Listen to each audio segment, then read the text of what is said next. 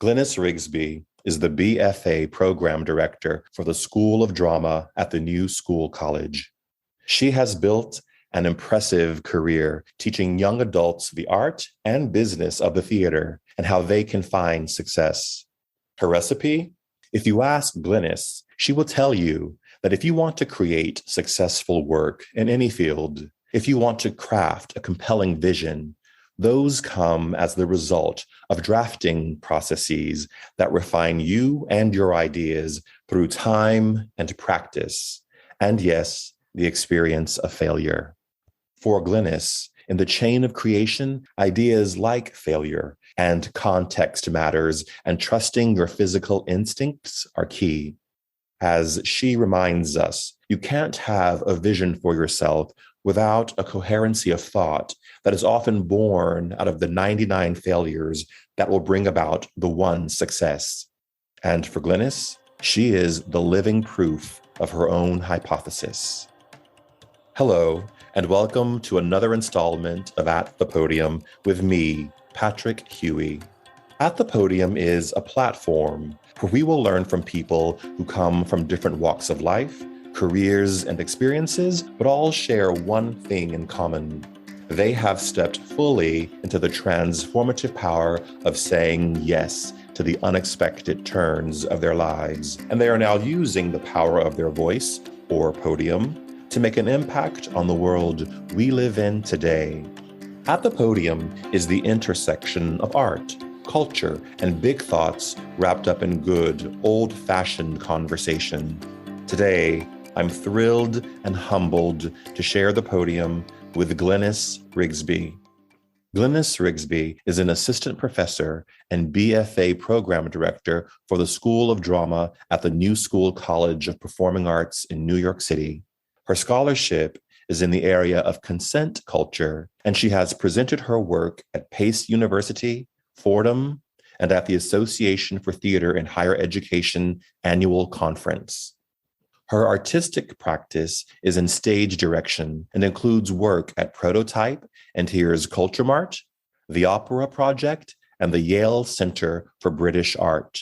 As a collaborator, she has devised scripts with screenwriter Dan Pullock and solo artist Jasmine Ranieri and Jane Ray. She has directed at Yale College, Fordham, and Yeshiva universities, served as an artistic associate at the American Conservatory Theater, and as chair of acting for film at the New York Film Academy's New York and for the BFA program at its South Beach campus.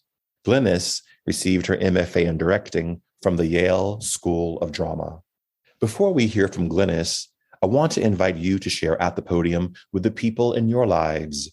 If you find our conversation today valuable, and I hope that you will, take a screenshot and share on your Instagram and tag @thepodium_Patrick Huey. Or if you're on Facebook or LinkedIn, share our links there. Your shares, likes, and 5-star written reviews help grow our audience and move us up the charts. I am grateful for your help in this capacity. Okay, Glynis, welcome to At the Podium. Thank you so much for having me, Patrick. I am so happy that we are talking today. We have not been together in person almost since the day we graduated from the Yale School of Drama 20 years ago. I think that's right. I have two really amazing memories of our time together. The first was that you directed a Harold Pinter play called The Collection. In the play was Jane Cho, who's done an At the Podium, Mark Maddock, Edward O'Blennis, and myself. And it was what was then called our Drama 50, which was one of the first plays that the actors in the first year could be in. And I believe it was your first play that you directed at Yale. And I remember also, I think it was in our second or third year at Yale, you directed Bridget Flannery and I in another Harold Pinter play. It was called The Landscape in the Yale Cabaret. And I just remember working with you. I always felt like you wanted me in the parts that I was cast in with you, which at Yale, the directors didn't always have say over who they could or couldn't cast in parts. And so sometimes I may have been the second, third, fourth, fifth choice, but that's sometimes you just end up with. But I always felt like you wanted me in those roles. And it was just a very good feeling to feel that from you. And I always felt that we were collaborators, which I think is part of the genius of your work. Thanks. I think I was trying to figure out, it's always when you're telling stories, which is probably what directing is about, the order in which you tell them or how one event leads to another and how this process of discovery is made, but I'll wing it. So my mother recently said, looked at me and said, Glynis, you always loved children. You always loved them. And it's not to compare actors to children, but I think the reason she said that is I always loved people. And sometimes adults are a little hard because there's a lot of masking going on and it's hard to access them. But I never had an issue accessing, I thought, children. And I loved them because I felt like I could see souls, I could see spirits inside of them. Mm. And so for me, working with actors is, and I think this will jump forward to working with students, is about working with people's spirits and souls. Also, you guys were so talented and so extraordinary. I was so grateful to be working with people who had that level of skill and that level of commitment. But I think it's interesting when you're collaborating with somebody, this question of what's the common language. Yes. It's like tuning into a radio station. How are you? Where are they and where are you? And sometimes it's not a good collaboration because, I'm AM and you're FM and we're just like, we'll do it, but it's rough. It's interesting that you say that because, and we'll talk about Will Frears later, because I think some of the journeys of your career have mirrored his career, but we were talking about this idea of the common language. It's not that it's groupthink, but you have a common vernacular that allows for the collaboration to happen. I think it has to do also with the healthy size in terms of ego. Because I think if you don't have any ego, I was just listening to Shannon's podcast. And so it was so fascinating to hear what Shannon had to say about our process and collaboration. But I think when you don't have any ego, it's actually a problem because sitting in a room and when people ask you your opinion and not having any is actually debilitating in terms of collaboration. You sort of have to hold up your end of the bargain in terms of having ideas and being able to suggest things. But that ego has to be sized well enough and healthfully enough that you can also realize the other person also has a hopefully healthy sized ego. And I think that for me, collaboration runs into problem when ego starts to be oversized. Agreed. Because then and I think for me, the biggest issue with that is that when the ego becomes oversized, you're also asking people to essentially be part of your ecosystem, but they're like, that's really where the work is. So what value are they going to have? I mean, they basically support you. There's no higher power. There's no higher cause to that. Whereas if you can work in collaboration, you decide the higher cause together.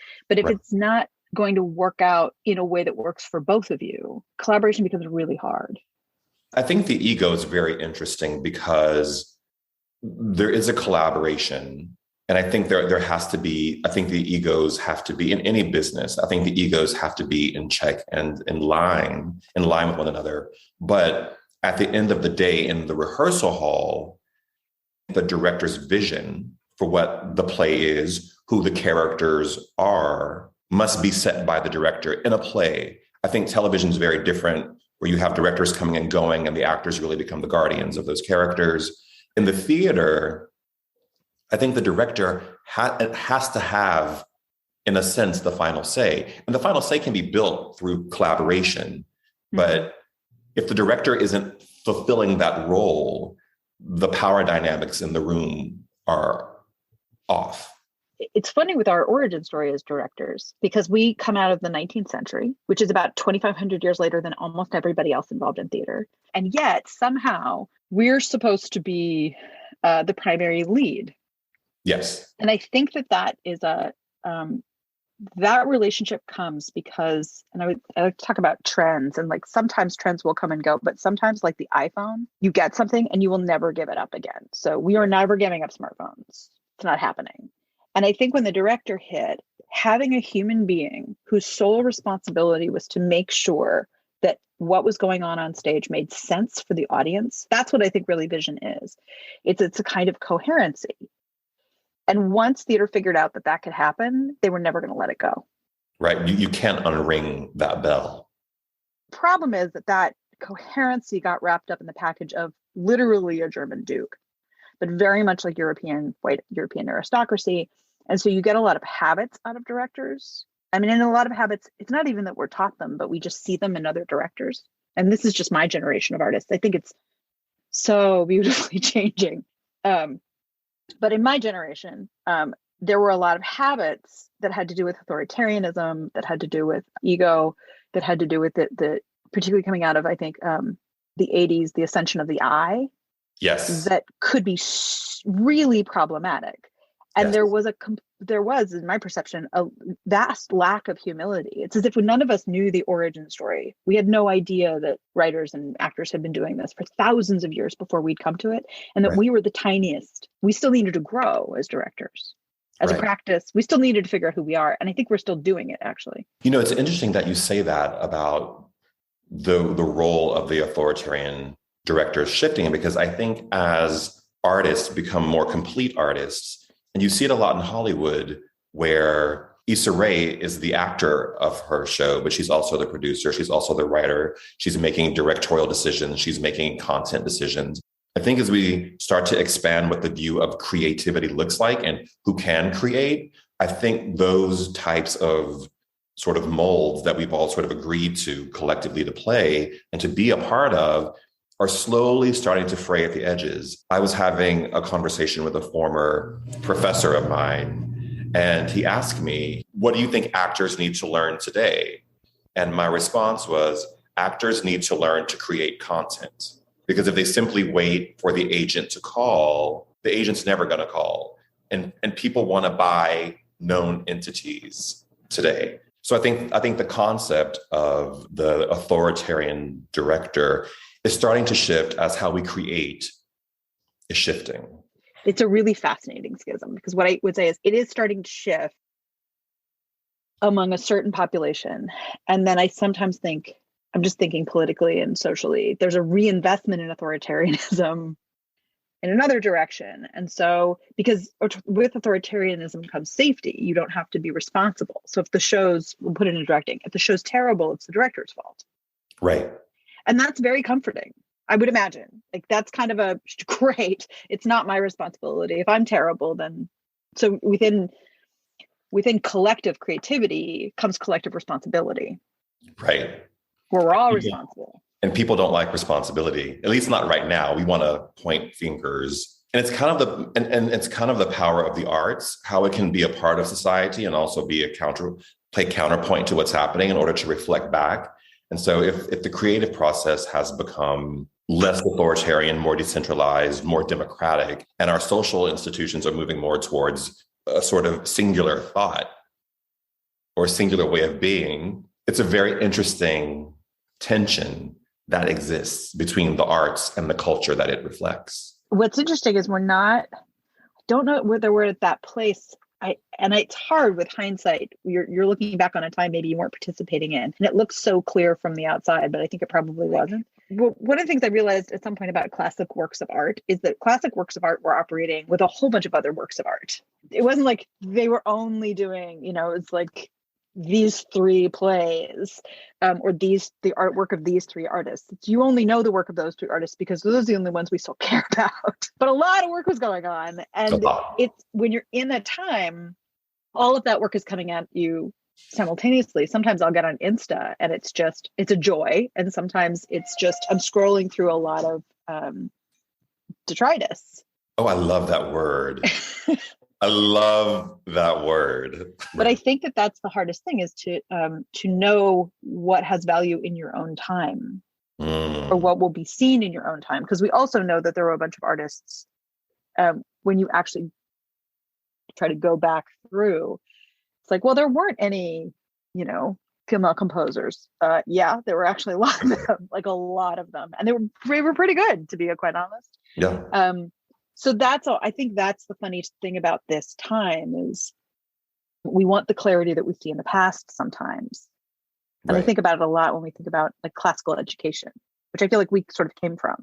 Classical education is falsely clear. it cuts a lot of people out of the narrative, is what you're saying. And it also assumes that, and maybe to agree, it is true that where we are is where we were going to end up, and that everything sort of led to that, to this particular moment in time when we are all doing this dance of the director, the actor, et cetera. But it doesn't account for someone like a Basquiat or even Van Gogh. You know, and how is art going to even interact with what's happening in social media? Because there are artists, there are creative artists within that medium, and will their work even be seen? So it's a really interesting question about, because everything is so disposable now. So we delete accounts and we pull our stuff off the internet, and there is a record, but there is no visible record that you can easily find if someone takes down their work. So it's a really interesting concept, dilemma, I suppose. Well, and the other thing you start finding when you sort of go down the rabbit hole of it is usually by the time someone or an idea surfaces, it's actually been in rotation for quite a while. So it literally has been underwater for quite a while and will sometimes surface. Right. And the surface is when we know about it. So we will often name that as its origin point without understanding all of the tenterhooks and education that went into it. The truth is that there's a place where sometimes I feel like my great artistic contribution is to put things in the souls of people who then go out into the world, and whether or not they are the creature that surfaces, or God knows 40 years later, another, they're teaching and talking and interacting, and you're talking about your professor. And it's interesting to think of us being in this chain of creation. So that's the other thing, is it's not a single person that's involved in that creation. It's often, there's a huge chain of creation. And sometimes that chain of creation, okay, I'm going to be chatty now. Some of that chain of creation has to do with things like parents, or my favorite story. There's a story about the 7 bodhisattvas. And in one case, the bodhisattva came to enlightenment by laying on the couch for 30 years. And I just, particularly as a woman and a wife and a mother, was like, who made your meals? Let me tell you who the bodhisattva is. Who fed you? And so I think that's the interesting, for me, social construct that we're coming to, is we're starting to understand that you cannot achieve these things. When we look at the dissolution of Amazon and the fact that Jeff Bezos is going to space. Time and the future may prove Bezos and Branson right. And we don't know. We don't know. We don't know. We could talk for 2 hours about this. I know. My second favorite memory of you when we were at school together was your Strindberg scene that you did with Brandon Miller. So for those of you listening, in your first year at the drama school, your first 2 years at the drama school, the actors and the directors are in acting class together so that the directors can learn the technique and ostensibly direct to how we were taught to act and train. And so they perform scenes with all of us as if they're actors. And the first year we study Strindberg, Ibsen, and Chekhov. And so you did a scene with a gentleman, a fantastic actor named Brandon Miller. And I think it was Miss Julie. Was it Miss Julie? Might have been Miss Julie. We'll call it Miss Julie just for the sake of time. But at the end of the scene, you walked out of the studio and you slammed the door, and we just hear this guttural, primeval scream. And I just remember sitting there and I was like, Glynis hit it out of the park. It was the perfect, I'll let you tell your perspective on it. I just loved it. I thought it was amazing. A couple things were true in that room. One of them was that it was the first time I had been an actor who didn't need to be successful at it. Wow. And I talk about that a little bit because I actually started to get some attention because of some things that were happening in that room. And I was cast in cabaret shows. And the minute I was supposed to be good, all of the traps came slamming. I was basically exactly where you guys were in that room. But in that room, because it was a very precious thing to be told you're here, but actually if you're terrible, that reaches expectations. It's very freeing. Right. And I could talk a little bit about how I use that with acting students a lot. This idea that it's like, if I give you this note and you're terrible, that's my fault. To take that responsibility. because it was so freeing for me. Evan told us we were doing Ibsen, and Evan kept catching us and being like, why are you doing the scene that way? And we're like, what are you talking about? And I distinctly remember it was Hedda Gabler versus the Doll's House. There were other plays. And she was like, why are you playing the scenes in the Doll's House as if Nora's losing? And we were like, because she does. And Evan said, read that scene again.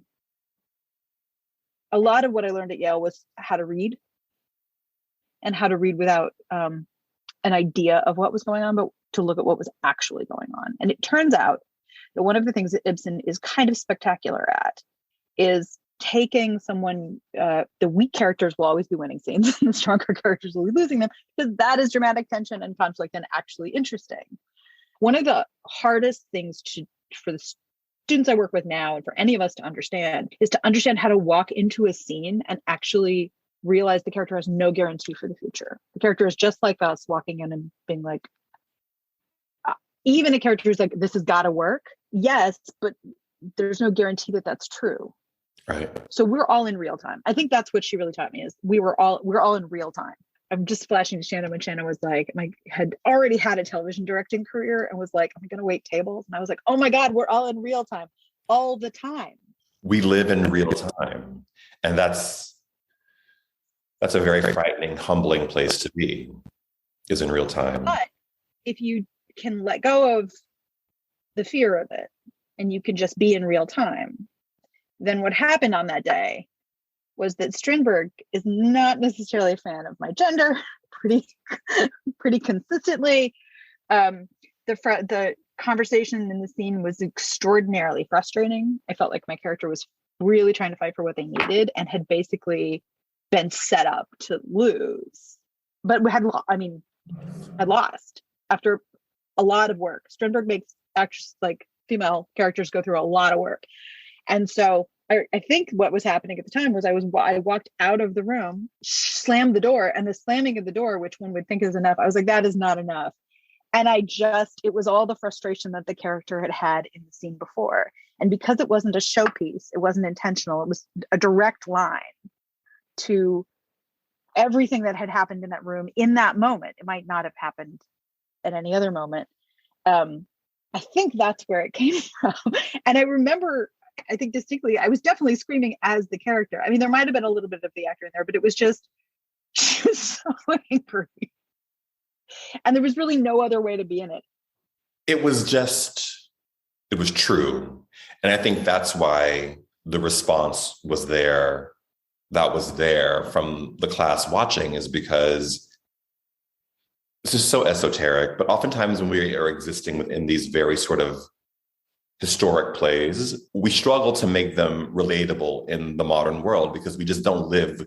We do live under certain circumstances that are similar to that, but the day-to-day of our lives are not reflected in those plays usually. And I think what the Scream did was modernize, drop the play into the moment of the now. And it was this great Brechtian gesture of that entire, probably first year for everybody, where we were like, if I could just slam a door and scream, I'd be okay. Yeah.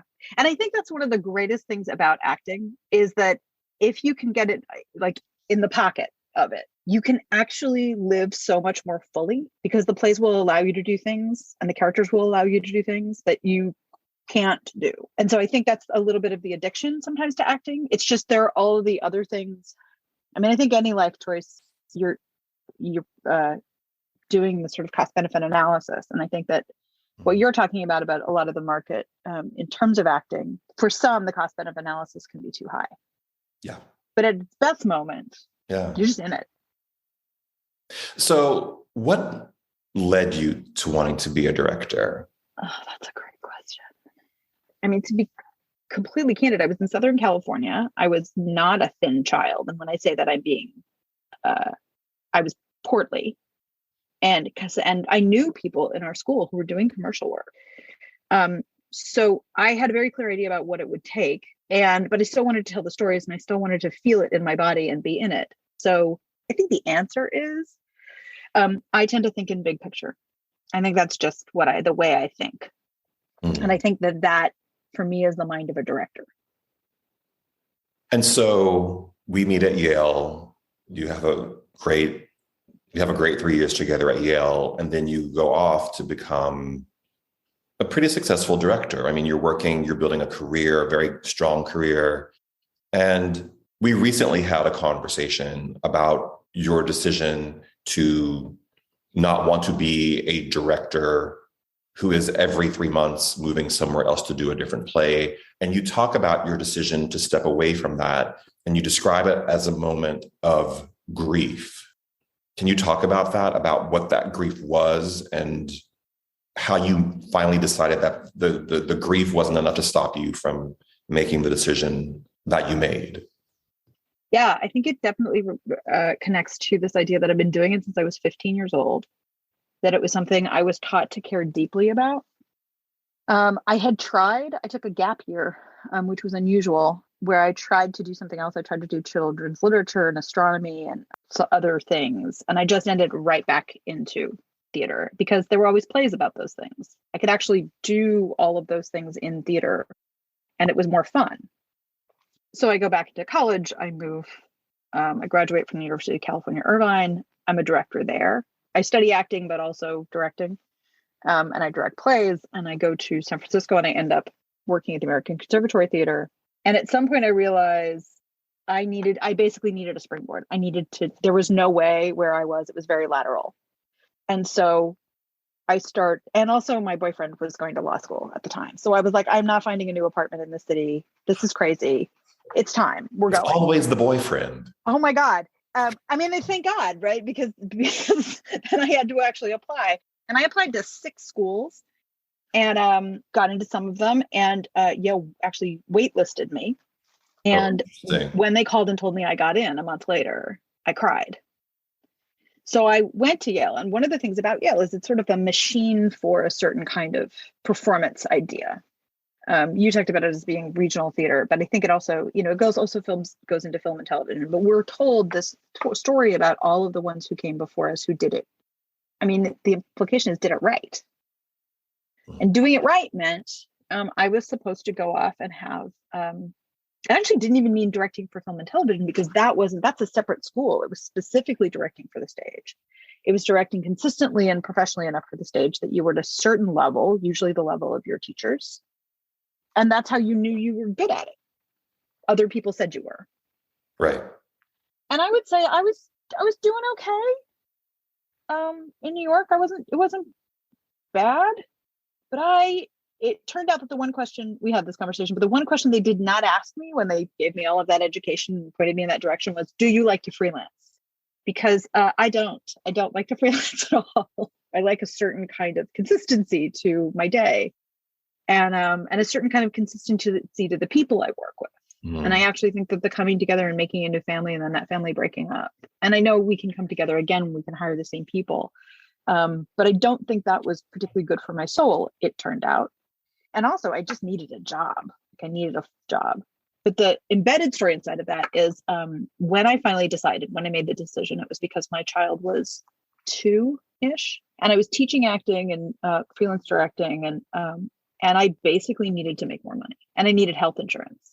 Like I had a child who the New York State was being very helpful with. But I knew that child needed and deserved more than I was giving them. Hmm. And so I made a decision. I think I decided I wanted to be a mom more than, I wanted to be a theater professional, but I also didn't want to be a theater professional at the expense of that. Now there are caveats, like I can name them brilliant directors, particularly women who are directors who work in New York consistently and have extraordinary careers and also have children.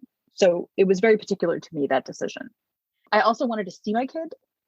Again, so there's workarounds all over the place and other directors have done it. So it was very personal. But once I started to build a job, which was basically a sort of school administrator position, I started to chair and I started to work full time in chair. And I think the grief you're talking about, when I thought about it, when we talked about it and I thought about it, I actually think the grief was an acceptance that I would never be what I thought my parents wanted me to be and what I thought my professors wanted me to be, and what I thought in many ways, like you guys at Yale wanted me to be.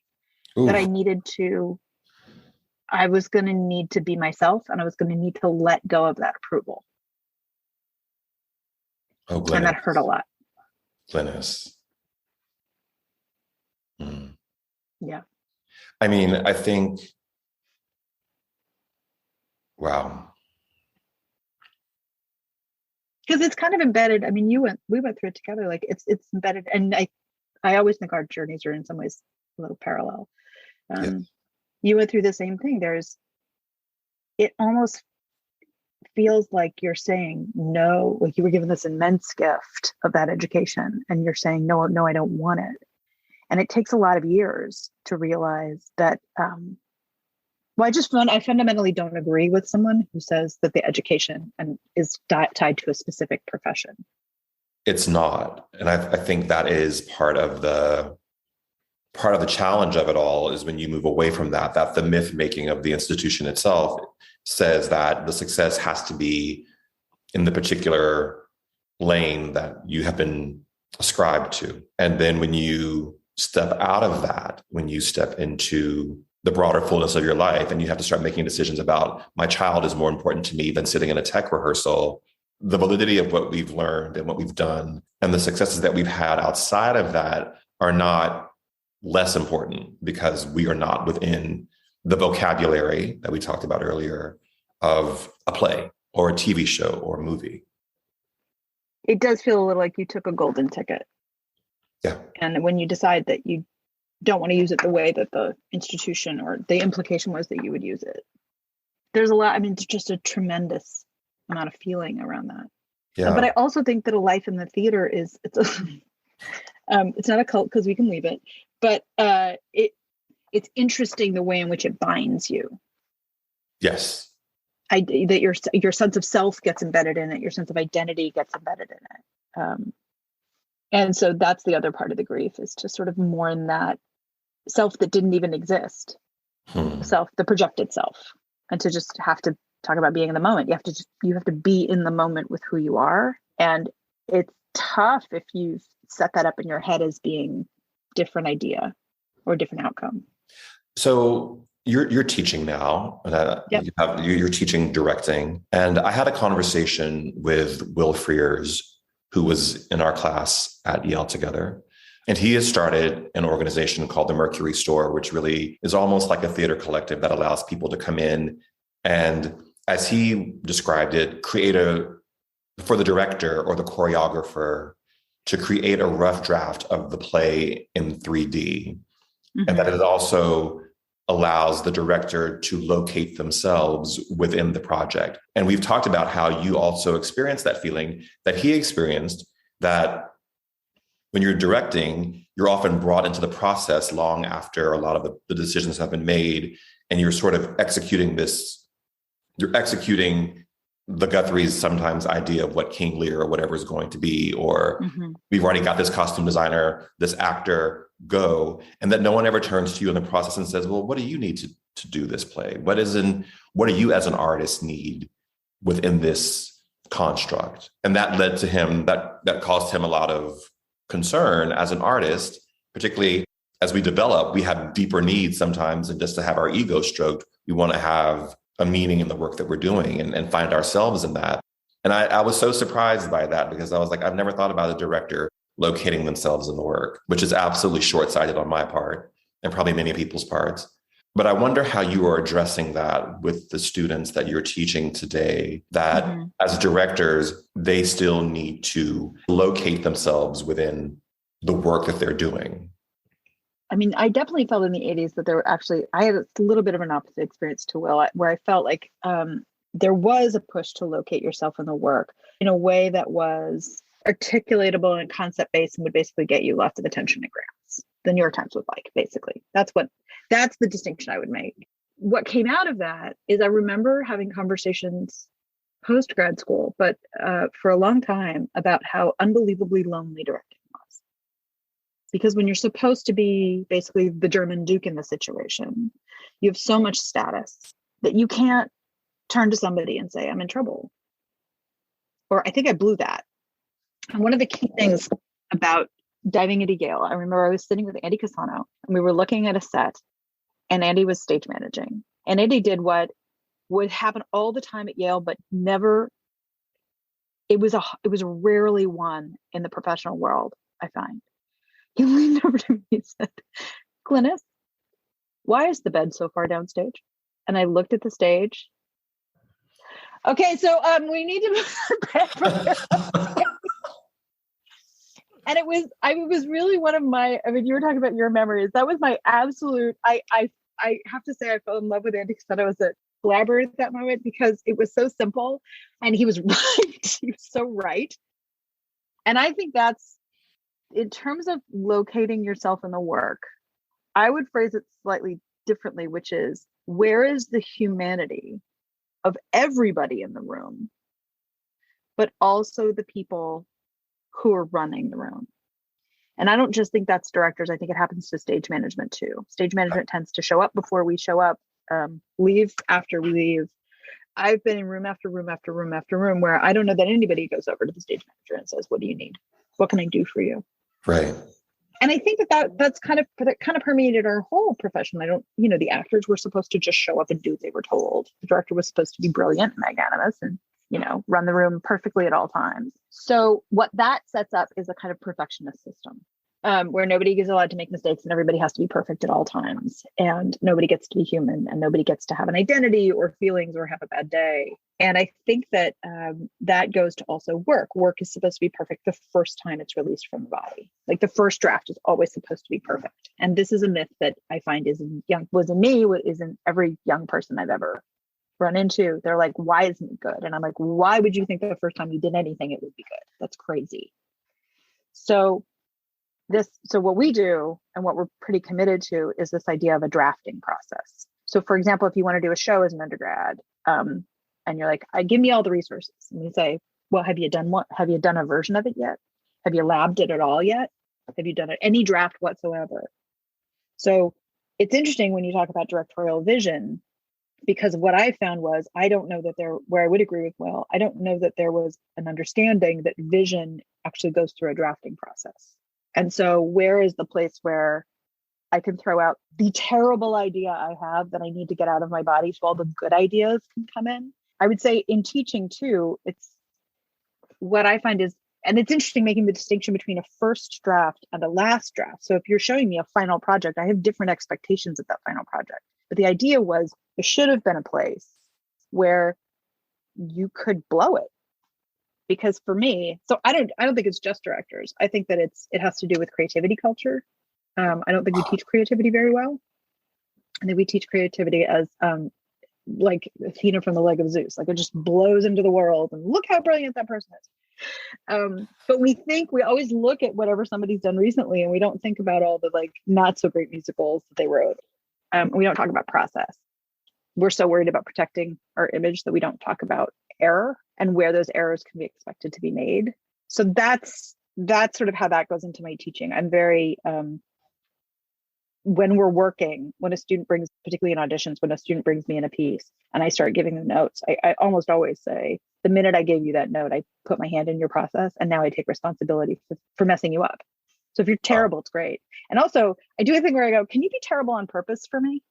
That's an interesting one because I've never seen anybody actually be terrible when I've asked them to be terrible on purpose. You freed them the minute you said, be bad, because we all have these ideas that we have to be good and we have to say the word just so. And I did my homework and that needs to be present. You basically just free them. Because it turns out that actually that's not where creativity and the notion of being good at something they're mutually exclusive. Totally. A lot of times in the brain. I mean, we even find Da Vinci sketches. He's like, oh, that didn't work. Yeah. Do you know about this thing called the failure ratio? No. So I happened upon this idea of the failure ratio. And the failure ratio is, what is the ratio of failure in your process? And it cannot be zero. So how many successes to how many failures? And if it's 1-to-1, that's weird.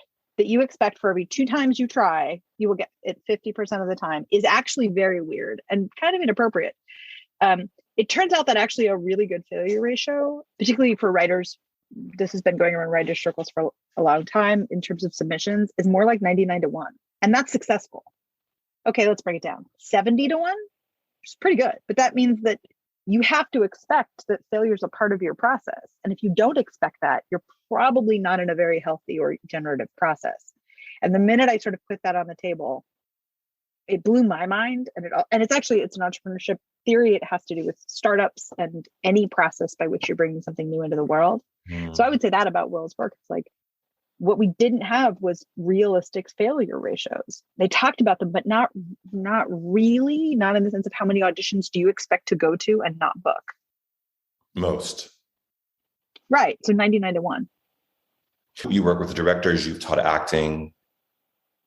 How are you able, and you were doing this when we were at school together, so I've worked with you firsthand and I know this about you and your work. You're able to pull stuff out of actors that probably surprise them and surprise the people who know the body of their work.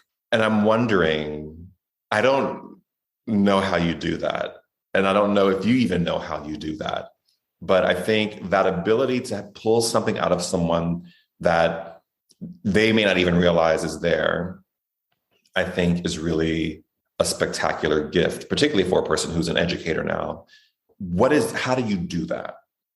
So there's a technique to it. And one of them is, I see something happen, but the biggest part is I have to remove the idea that I'm right. So it always starts with, hey, I saw this. I'm interested in it. Let's investigate it. This is usually what goes through my head. I'm like, oh, wow, I'm watching a poll to the left. Okay, that seems like they're not interested in the right. What does the right represent? And then I'll get an idea. It'll just pop into my head. I'm like, oh, I think they don't like this idea, that maybe they're like judging the character, and maybe they don't like they don't like that word because I'm watching a whole body do this, just tiny, but I'm watching it. And so I might say something like, hey, it feels like maybe do you not like that word? But everything is always couched in terms of that nothing I say is necessarily correct. I'm always asking, because I'm just reading it. And are you open to being wrong? Or is Totally. Okay. So my major moments, my best moments with students were when I hit the student who I would try the thing that worked on, again, like 90% of the 5% of the students, and they were like, I don't get it. I remember one time I had to go home and I had to think about it because they needed me to say it a different way. And so I came back the next week and I said, let's try this. And it was, I was like, I'll do it with you. It's actually a vulnerability exercise. Because one of the biggest things an actor, and particularly an actor on film, needs is the ability to do vulnerability on command, which is weird and a lot like scuba diving or going to space. The body does not like it back. So you have to be tethered. It's like space in the sense that, and a little like scuba diving in the sense that you have to be tethered to the ship, and we need to be able to get you back. Right. So a lot of my work in that way, I felt, was about seeing people and giving permission, and being willing to be the guide for, I would be on the ship and I was like, go down that road, but I guarantee you, I will not let you do something that can't be in the show, because I'll tell you if you can't be in the show. You won't be embarrassed. Well, I can't control your embarrassment, but I can tell you that in my understanding as an artistic human and my understanding of the script, and I can sort of lay it out for you, why I actually think that is the very direction that you want to go in. And right. You might as well try. I have one last question for you. We talk about on this show people who've said yes to the unexpected, made that leap of faith. What for you was that moment in your life when you had to make the leap of faith, say yes to the unexpected? So it feels like the leaps of faith change. One of them, the one activating right now is what it is to be the parent of a budding teenager. I'm having to learn that my impulse to, protect, step in is about my own fear. We're talking about ego. It's about my need. I need to raise a successful child. The parents' need to raise a successful child is compulsive, and it gets in the way a lot. Right. Because if you and I certainly went through this with my family, it means that failure, you're not only taking yourself down, you're taking your family down. Right. And that makes it just, the lift becomes that much greater. So it's hard to take those leaps that you're talking about if you feel like you're going to take everybody down. But the other one that occurs to me is that I've been walking into rooms in which conversations about race are happening pretty candidly, and not only race, but gender identity and sexuality. in ways that don't let me shortcut. I have to be fully present. And that's fine. This goes to teaching, directing, if I'm the authority in the room. But when I lose that protection, it can sometimes be very disconcerting and scary. And the things we haven't talked about is what happens when survival gets in the water. The minute survival starts to feel threatened, like the body completely flips out. And it flips out from an old record that doesn't have anything to do with our current social path. Like, it's old tigers. And so it's interesting to have been in a place where, you reach a certain amount of success in a certain amount of position, and the students think your lessons are great. And you've been so joyful with me about the work that you experience with me. And then you have to, and it is voluntary. That's the crazy part. You have to put yourself in a room in which the good vibes are not necessarily part of the mix. And you might have to do some examination of your own behavior, things you didn't know you had to examine, things that you were a perpetrator in and didn't realize.